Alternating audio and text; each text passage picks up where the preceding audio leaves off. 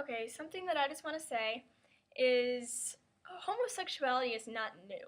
It's not something that just came out of nowhere and something that all of a sudden people are like, where is this thing coming from? Like, this wasn't here years and years ago. Why are people suddenly choosing to, like, be attracted to the same sex?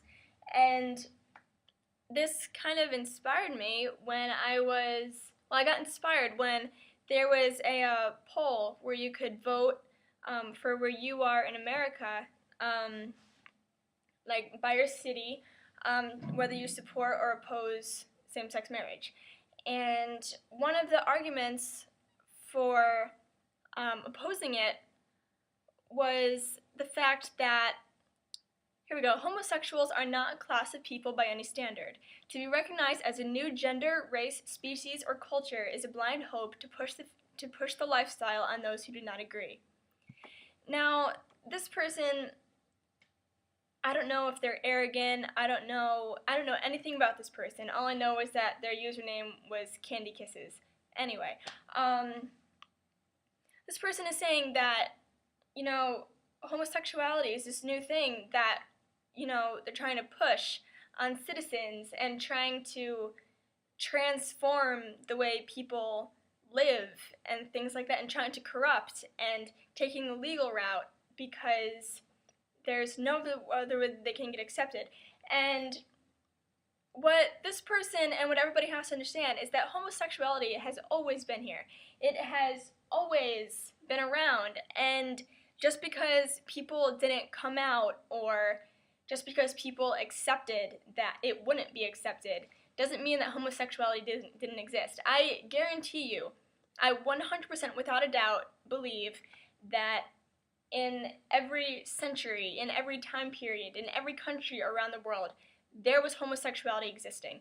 Whether or not they were open about it or not, I guarantee you that there were some marriages that the feelings were not mutual as far as attraction goes, whether it had been an arranged marriage or just the way it was. Like, there is no chance that homosexuality just didn't exist. It's not this new thing. It's not this experiment that people are like, well, let's see how far we can really push society this time. It's something that came about from courage because of this whole turn in American society. I mean, in the 1900s, people started to change a little bit. I mean, there was the Roaring Twenties. All these women who used to be so reserved suddenly became flapper girls, and they wore these dresses, and they were who they wanted to be. And I mean, there started to be more equality for blacks and for women gained the right to vote. Blacks could own land. I mean, all these things, all these changes came about, and because of that, homosexuals, whether you are bisexual, gay, lesbian, transgendered, whatever you identify yourself as, it started to become a little bit more okay to reveal yourself for who you really were. And because of that, I mean, there is always going to be discrimination and hate crimes. Racism is always going to exist. Sexism is always going to exist. There's always going to be somebody who looks down on somebody who is mentally handicapped. It's always going to exist. But to accuse a group of people like blacks or just women or homosexuals, anything, is to put a roadblock in this growth that we are, going through as a country and as, the world. I mean, you don't walk outside and you might, I don't know where you live, you don't go outside and you don't see this woman in a corset with the big, long, poofy dress anymore, because that's just not what happens. You're going to see a woman out there in jeans because it's okay. And you don't go out and you don't see a man walking down the street with a pocket watch or a monocle or something. I mean, because times change, people express themselves in a different way, people become more comfortable with who they are, people are becoming more confident in who they are. And, okay, let's see what else this person said. They said, Let's see. Same-sex marriage provides no benefit to society. Homosexuality is an unhealthy lifestyle. I agree. Those who do not agree with homosexuality or same-sex marriage do not need to practice it. However, many of us care about people and have a right to vote according to our values and morals without the fear that some group of people will take measures into their own hands to seek legal recourse to overrun the voice of the people. Now, what this person is saying is that they don't want same-sex marriage because they have values, morals, and they care about people. That's really nice and great if you weren't exactly the kind of person who is encouraging and contributing to hate crimes and discrimination. You say that you care about people and you are putting these people at risk who all they want is to freely love whoever they want to love and just pursue happiness in their own way. What you are doing is you are shutting them down and you are putting a brick wall in their path to happiness because you don't want to see things change, because you hold on to what your own idea of what is okay and acceptable is.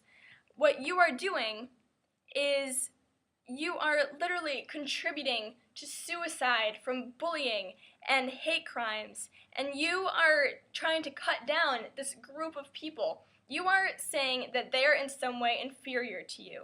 You are saying that they don't deserve the same treatment as, I don't know, as a white man did 100 years ago. You're saying that they don't deserve the same treatment as, I'm assuming this person was a woman, you are saying that they don't deserve the kind of treatment that you have worked to gain throughout the entire evolution of the country.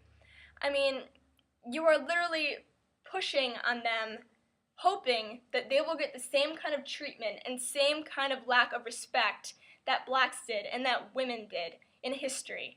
You are almost wishing for them to have to drink from a different water fountain, or you are hoping that they're going to be hung, or you are really hoping that we will take a step back in evolution and in acceptance and put a block in front of these people. I mean, it's to say that you care about people and to want these things and to want to take away their rights is completely disgusting. And you say that they're trying to push their lifestyle on you when it's exactly the opposite. You are trying to make them a certain way so that they conform into society to what you think that society should be.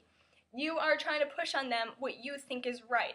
And what you think is right, nobody's opinions matter more than anybody else's. Nobody's idea of what is right and wrong matter more than anybody else's. I mean, it's like you're saying that homosexuals are the kind of people who will just go out and just stab somebody on the street. You are saying that they're these unhealthy, horrible, lesser human beings. You are saying that they deserve to be treated badly, and yet you say that there are morals. If you had morals and values and you cared about people, then you would not care. You would just turn your back. You wouldn't care about what these people are doing. Why do you care about what they are doing? It's not going to affect your children. It's not going to affect you. It's not going to change your life. It's not going to negatively affect your child in any way. What other people do is none of your concern. If somebody decided to come and just shoot your family or something, yeah, you should probably, want a little bit of justice there. But if these perfectly fine human beings who the only difference is who they are attracted to, they are not different in their mind in any way. They are not cruel. They are not mean. They are not in any way a lesser or less developed human being than you are. But you are treating them like animals and saying that they do not deserve the kind of treatment that all human beings deserve. Marriage is a right, and loving who you want to love is a right, and being treated correctly as a real human being is a right. And you or anybody has no right to take that away. So homosexuality is not a new thing. It's been here, it's going to be here, no matter what you say, because there's nothing wrong with it. So